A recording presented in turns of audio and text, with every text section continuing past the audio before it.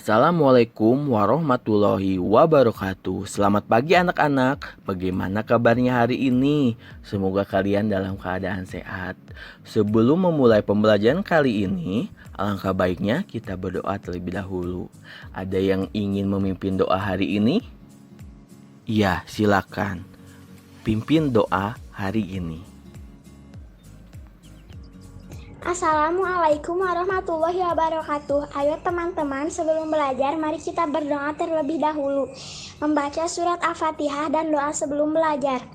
A'udzubillahi minasyaitonirrajim. Bismillahirrahmanirrahim. Alhamdulillahi rabbil alamin. Ar-Rahmanirrahim. Maliki yaumiddin. Iyyaka na'budu wa iyyaka nasta'in. Ihdinas siratal mustaqim. Siratal ladzina an'amta 'alaihim ghairil maghdubi 'alaihim waladdallin. Amin. Bismillahirrahmanirrahim. Raditu billahi robba wa bil islami dina wa bi muhammadin nabiyya wa rasulah. Rabbi zidni ilman warzuqni fahman. Shadaqallahul azim. Terima kasih. Wassalamualaikum warahmatullahi wabarakatuh.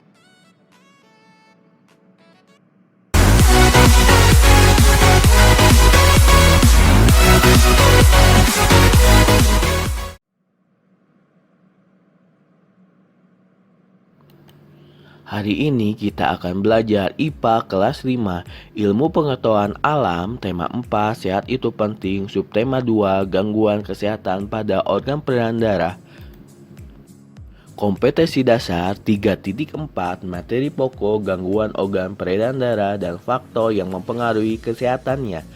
Tujuan pembelajaran hari ini: pertama, peserta didik dapat menjelaskan gangguan organ peredaran darah manusia dan faktor yang mempengaruhi kesehatannya dengan benar. Kedua, peserta didik dapat membuat peta konsep gangguan organ peredaran darah dengan benar.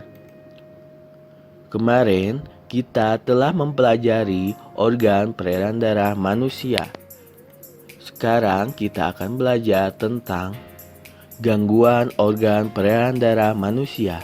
Peredaran darah manusia sangat berperan penting bagi tubuh. Oleh karena itu, organ-organ peredaran darah harus selalu dijaga kesehatannya. Sistem peredaran darah manusia tersusun atas jantung, pembuluh darah, dan darah. Jika salah satu organ mengalami gangguan, peredaran darah akan mengalami gangguan dan tidak dapat bekerja dengan baik. Gangguan kesehatan dapat terjadi di jantung, pembuluh darah, atau darah. Hipertensi, ada yang tahu apa itu hipertensi? Ya, betul sekali. Hipertensi merupakan tekanan darah tinggi yang disebabkan penyempitan pembuluh darah. Kondisi ketika tekanan darah di dalam pembuluh arteri meningkat. Hipertensi merupakan istilah untuk tekanan darah tinggi, yaitu lebih dari 120/80. Tekanan darah normal sama dengan atau lebih rendah dari 120/80. Angka 120 menunjukkan tekanan darah saat jantung berkontraksi. Angka 80 menunjukkan tekanan darah saat jantung berelaksasi. Faktor yang dapat menyebabkan hipertensi antara lain lanjut usia, gaya hidup tidak sehat, jarang berolahraga, dan stres. Hipotensi, ada yang tahu hipotensi itu apa? Hipotensi merupakan tekanan darah rendah yang salah satu penyebabnya kekurangan gizi makanan. Tekanan darah rendah merupakan kondisi ketika tekanan darah di dalam pembuluh arteri menurun, yaitu lebih rendah dari 90/60. Faktor yang dapat menyebabkan hipotensi antara lain faktor usia, kondisi cuaca, dan efek samping obat-obatan. Selanjutnya, anemia. Ada yang tahu apa itu anemia? Anemia merupakan penyakit kekurangan sel darah merah. Anemia dapat disebabkan oleh pendarahan yang hebat sehingga banyak darah yang terbuang, kekurangan zat besi, dan kanker tulang yang mengakibatkan terganggunya pembentukan sel darah merah. Ciri-ciri penderita anemia yaitu cepat lelah, sering sakit kepala, dan wajah pucat.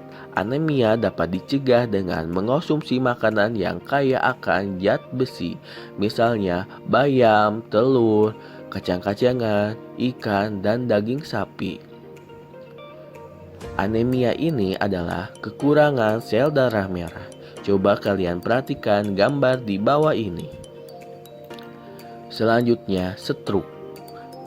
Kalian tahu apa itu stroke? Ya, betul sekali. Stroke merupakan penyakit yang disebabkan pembuluh darah di otak pecah atau tersumbat sehingga otak tidak dapat asupan oksigen dan nutrisi. Kondisi tersebut menyebabkan terganggunya fungsi sistem saraf tubuh. Akibatnya, salah satu sisi tubuh mengalami kelumpuhan dan terganggunya penglihatan dan pendengaran. Penyakit stroke dapat dipicu oleh gaya hidup yang tidak sehat, hipertensi, dan stres. Coba kalian perhatikan gambar di bawah ini, di mana pembuluh darah di dalam otak mengalami tersumbat atau mengalami pepecahan. Stroke terjadi apabila pembuluh darah otak mengalami penyumbatan atau pecah. Akibat sebagai otak tidak mendapatkan pasokan darah yang membawa oksigen yang diperlukan sehingga mengalami kematian sel atau jaringan. Selanjutnya, leukemia. Ada yang tahu apa itu leukemia? Ya, betul sekali. Leukemia merupakan penyakit yang disebabkan oleh berlebihnya produksi sel darah putih. Hal ini mengakibatkan sel darah putih akan memakan sel darah merah. Dampaknya adalah tubuh akan kekurangan sel darah merah. Penderita leukemia harus rutin melakukan transfusi darah untuk menerima asupan sel darah merah. Coba kalian perhatikan gambar di bawah ini.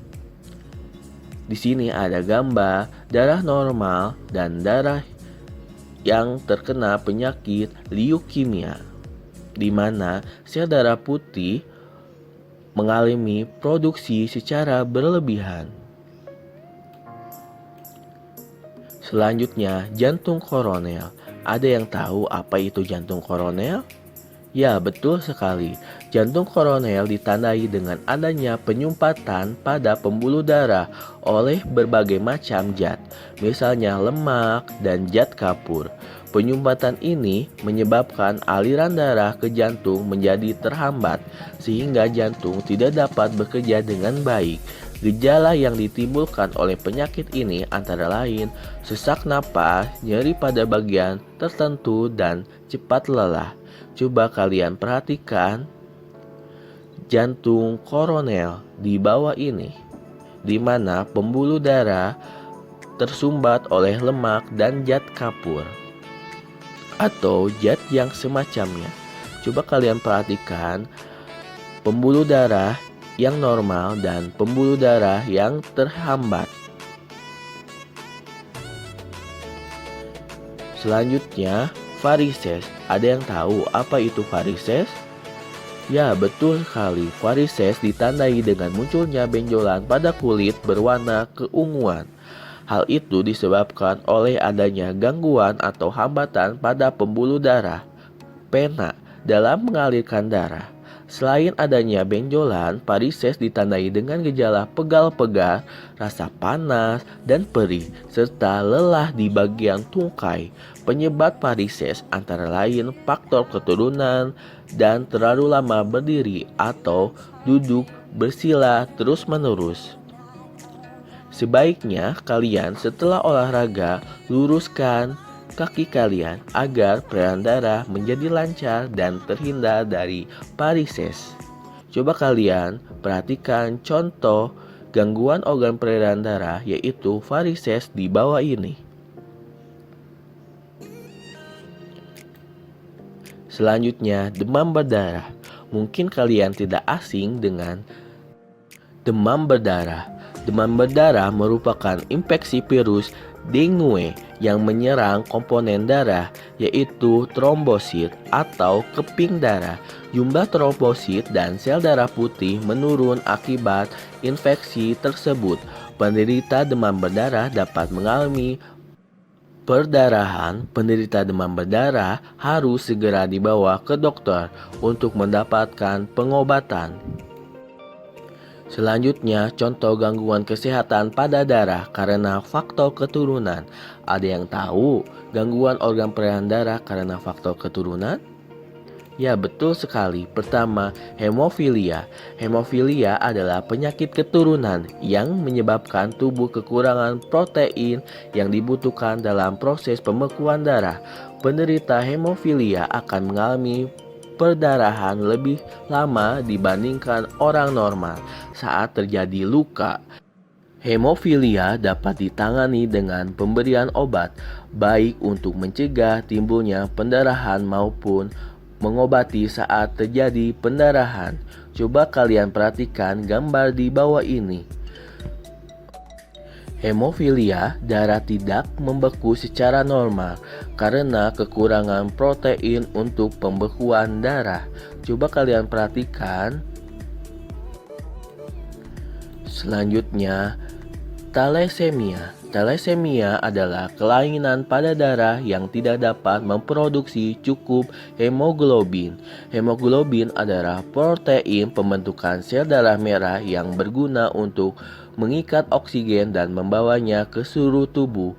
Pada penderita thalassemia, sel darah merah tidak bisa berfungsi dengan baik dan mudah rusak, sehingga oksigen yang dialirkan ke seluruh tubuh tidak cukup. Gejala penyakit ini antara lain mudah merasa lelah, lemas, hingga sesak napas. Penderita thalassemia juga dapat mengalami anemia. Coba kalian perhatikan gambar di bawah ini. Faktor-faktor yang mempengaruhi kesehatan organ peredaran darah. Gangguan kesehatan pada sistem peredaran darah dapat mengganggu dan menghambat segala aktivitas. Berbagai gangguan kesehatan sistem peredaran darah tersebut dipengaruhi oleh berbagai macam faktor, antara lain sebagai berikut. Pertama, gaya hidup. Seseorang yang memiliki gaya hidup yang kurang baik, misalnya mengonsumsi makanan berlemak secara berlebihan, tidur larut malam, dan jarang berolahraga akan berpotensi terkena gangguan sistem peredaran darah. Coba kalian perhatikan gambar di bawah ini. Selanjutnya, jenis makanan yang dimakan. Jenis makanan yang kurang bergizi dan terlalu banyak mengandung lemak dapat menyebabkan seseorang terkena obesitas atau tubuh kelebihan cadangan lemak. Hal tersebut juga dapat meningkatkan resiko penumpukan lemak di dalam pembuluh darah yang dapat memicu terjadinya hipertensi dan jantung koroner. Coba kalian perhatikan gambar di bawah ini. Selanjutnya, faktor keturunan. Gangguan peredaran darah dapat disebabkan oleh sifat yang diwariskan dari orang tua. Misalnya, jika orang tua, ayah, atau ibu penderita hemofilia, 50% anaknya memiliki kemungkinan terkena hemofilia. Coba kalian perhatikan gambar di bawah ini tentang skema penurunan thalassemia.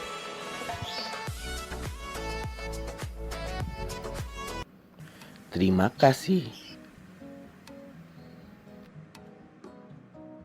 Terima kasih telah menyaksikan video hari ini tentang gangguan organ peredaran darah manusia dan faktor-faktor yang mempengaruhi kesehatan organ peredaran darah.